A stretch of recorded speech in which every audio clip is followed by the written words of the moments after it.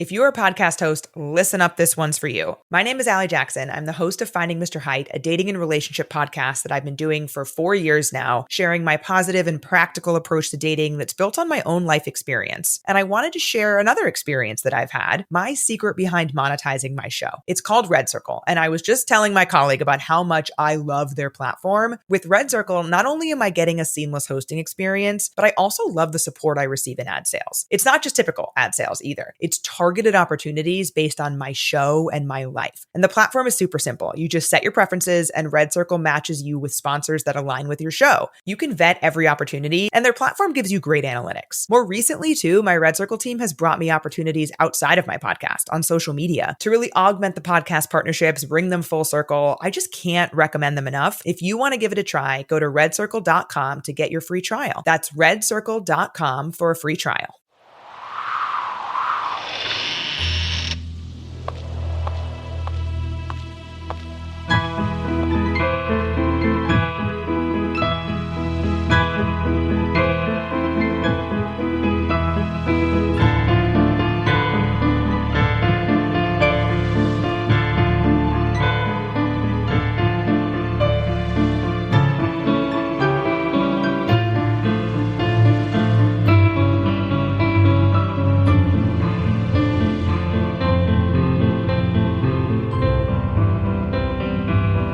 Things with Wings Productions presents episode 31 of the Skylark Bell Wingspan. I'm your host, Melissa Oliveri. In our previous episode, Magpie realizes she is the one who saved Lucas from the car crash that claimed his parents' lives when he was a child. In today's episode, we read chapter 31, Dealan-de, in which Lucas has a terrifying encounter with the mysterious woman that has been flitting in and out of his and Magpie's lives for years. Be sure to listen through to the end of the episode for a preview of a paranormal podcast I quite enjoy called Generally Spooky. I'd also like to mention another podcast called The Grim Cities, which touches on eerie and inexplicable occurrences in the Twin Cities and beyond. If you enjoy spooky podcasts, it is well worth your time to look them up. Check the show notes for links. Now it's time to settle in, grab a blanket and a warm drink, and let's get started.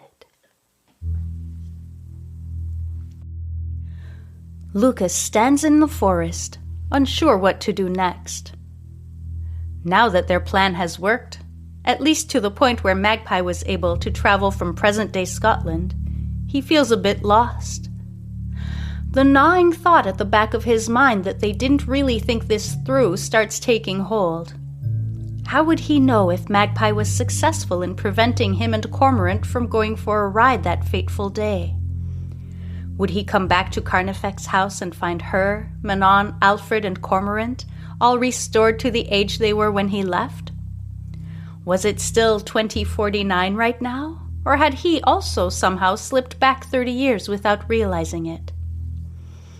There's only one way to find out, he says out loud, as he starts walking in the general direction of Carnifex's house. It is almost dark by the time Lucas finally walks out from the shadows of the forest and into the field that stretches between the tree line and Carnifex's house. He pushes his exhausted body on, hopeful that he will find Magpie, his Magpie, waiting for him when he returns. Lucas's heart sinks as he gets closer to the house and finds it dark. It is exactly as it was when he and Magpie left this morning. The caretaker's cottage sits a little further down the field, equally silent and desolate. Lucas lets himself in the back door, the silence of the house closing in on him. "Magpie, where are you?" he whispers. He wanders into the living room and starts a fire in the fireplace, then makes his way to the kitchen to warm up some soup, even though he isn't hungry. Finally, he curls up on the sofa with a blanket and falls asleep. The next morning, Lucas is half expecting Magpie to show up at the front door, or come down from upstairs, or be walking back from the paddock behind the house. but the house sits in the same state as the night before. Lucas decides to pull on his boots and go back to the forest, hoping perhaps Magpie has reappeared there. He walks across the field and is about to enter the forest when a small voice pipes up from behind him. "I told you not to go into the forest." Lucas turns around and sees a small boy with large blue eyes peeking from behind the rock that marks the boundary of Carnifex's land. The boy looks vaguely familiar, and it takes Lucas a moment to realize where he's seen him before. At the beach, the day he and Cormorant disappeared. It was only a few years ago for Lucas, but in this boy's timeline, it has been 30 years. He should be an adult by now. Lucas stands staring at the boy, who stands staring back. "Where's your big weird horse?" asks the boy after a long stretch of awkward silence. He didn't come back when I came back," stammers Lucas. The boy nods like he understands exactly what Lucas means. "That happens sometimes," he says. "Are you trying to go into the forest to find him?" asks the boy. Lucas shakes his head. "No, I'm trying to find my wife," he says, wincing at the pain the word inflicts on his heart. "Oh," says the boy. "Did she go into the forest too?" he asks, his gaze never leaving Lucas's face. Lucas nods and looks down at the ground. "I think Dealan-de tricked her. I think she tricked both of you," he says. "What?" asks Lucas, looking back up from the ground, but the boy is gone. Lucas tries to remember the boy's name. His father had called for him when it was time for them to leave that day on the beach. It was a short name, unusual. Ash, that was it. "Ash, are you still there?" he says, leaning to look behind the rock. But all he finds is grass and wind. Lucas turns around and walks back toward the house. He can come back to the forest tomorrow. Right now, he needs some time to think. The next morning, Lucas decides to head back to the forest. Magpie hasn't returned and nothing in his current timeline has changed. Something has gone wrong. He can feel it in the core of his being. He grabs a satchel and fills it with food and a bottle of water before slinging it over his shoulder, then slips his feet into his boots and heads out, walking through the field with determination. When he comes to the first line of trees, he walks in without hesitation. But after a few more steps, he stops to look around. The forest looks different than it did before. He clearly remembers the overgrown path curving the opposite way last time he was here. He stands still, unsure which direction to go. Suddenly, something falls from high above his head and lands at his feet. Lucas looks down and sees an acorn. He stares at it for a moment, almost as if he's expecting some mythical creature to come crawling out of it. But the little acorn just sits innocently on the ground. Lucas shrugs and takes a few steps. On a whim, he turns around, picks up the acorn and tucks it into his satchel. Finding sudden motivation, Lucas makes his way deeper into the forest, in the general direction of the arch, to the best of his knowledge at least. He pushes deeper and deeper in, to the point where his feet start to ache. His legs are getting tired, and his arms sting from being scratched repeatedly by errant branches and twigs. Lucas is about to give in to his aching body and sit on a log for a break when he hears the mesmerizing singing a little farther down the path. Picking up the pace, Lucas continues forward and soon finds himself in the small clearing with the arch. Relief floods through him when he sees a woman standing beneath it with his back to him, her wild red hair flowing down her back. "Magpie, I knew you'd come back," he says, breathless but filled with joy. The woman turns around. Her lips are pressed together tightly, but in his head, Lucas can hear her voice. "I am not Magpie." Magpie's name echoing as the woman's haunting song turns into a shrill, high-pitched sound like 1,000 whistling tea kettles. The woman's face becomes twisted with rage and Lucas steps back, terrified. "Farfalla," he whispers, confused. The Farfalla he left behind in Pocket was a beautiful, happy young woman. Who is this creature who seems to be able to send thoughts into his mind? Who can hypnotize anyone she chooses to with her song? Who seems to be able to control time and space and distance? Dealan-de. The name echoes in his head. The druid that everyone in Pocket has feared for hundreds of years. The one who is responsible for the vanishings. Dealan-de tricked her. She tricked you both, the boy, Ash, had said. Lucas sees a flash of silver as the woman takes an object out from the folds of her robes. She holds it high above her head and smashes it to the ground. A blinding flash of light causes Lucas to shield his eyes as his surroundings fade away. He stays crouched low to the ground, shaking. He has no notion of how much time has gone by when the sound of trotting hooves finally makes him look up.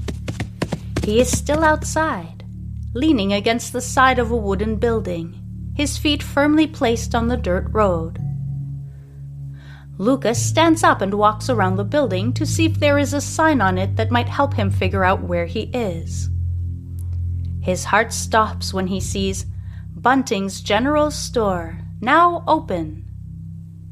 He is in Pocket. That much he knows. He walks up the steps and enters the store. "May I be of assistance?" asks a man from behind the counter. Lucas is disoriented. The inside of the store looks completely foreign to him. He turns to the man and notes how dressed up he is, with pleated pants, a shirt, and a vest. On his face is a large mustache that curls at either end, like something out of a turn-of-the-century photograph. "I was hoping to find a newspaper," stammers Lucas, feeling grossly out of place. "Right over there, son," says the man, pointing to a small stack of papers behind Lucas. Lucas thanks him, walks over to the table and picks up a paper. He feels a mounting sense of panic when he sees the date. Monday, July 8th, 1895. Lucas rushes out of the store and starts running toward Meadow Lane. He needs to get back to the oak tree to try and make it back to his own timeline, or Magpie's timeline. Any timeline but this one. The dust from the road settles down in a cloud around him as he stands by the road at the bottom of Meadow Lane. The house is under construction. He can see a group of men sawing boards and hoisting them up to create the beams for the ceiling. Lucas's heart sinks as he realizes the vast field in front of the house is bare. The oak tree has not even started to grow. Lucas is trapped.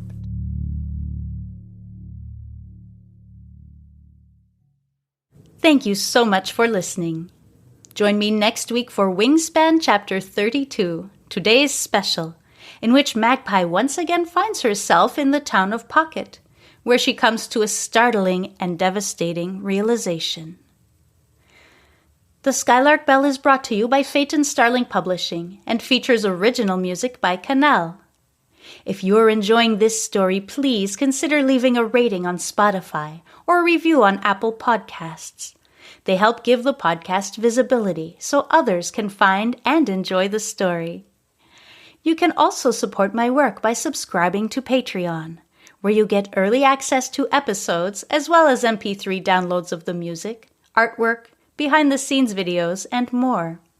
Just check the show notes for links to Patreon, my website, and social media accounts. Before I go, I'd like to share this reel for a podcast I quite enjoy called Generally Spooky. Listen to tales from Scotland's history, legends, and stories. If you're enjoying the supernatural side of the Skylark Bell and share a love of Scotland with our characters, be sure to listen to Generally Spooky. Scotland's history is ghoulish, ghastly, and at times downright gruesome. Who wouldn't want to hear more about it? If you're interested in learning more about Scotland's history, legends, and ghost stories, then the Generally Spooky podcast is for you. My name is Ailey, researcher, storyteller, and believer in ghosts. And my name is Kieran. I'm chief listener, provider of jokes, and Ailey's husband, and we are the co-hosts of the Generally Spooky podcast. Join us as we discuss things like the Loch Ness Monster, the Mackenzie Poltergeist, the Battle of Culloden, and so much more. You can find us on Apple Podcasts, Spotify, Stitcher, and anywhere else you listen to podcasts. You can also find us for free on YouTube and over at our website, generallyspooky.com. We'll see you there. See you there. Once again, thank you for listening. I'm Melissa Oliveri, writer, host, and producer of the Skylark Bell podcast.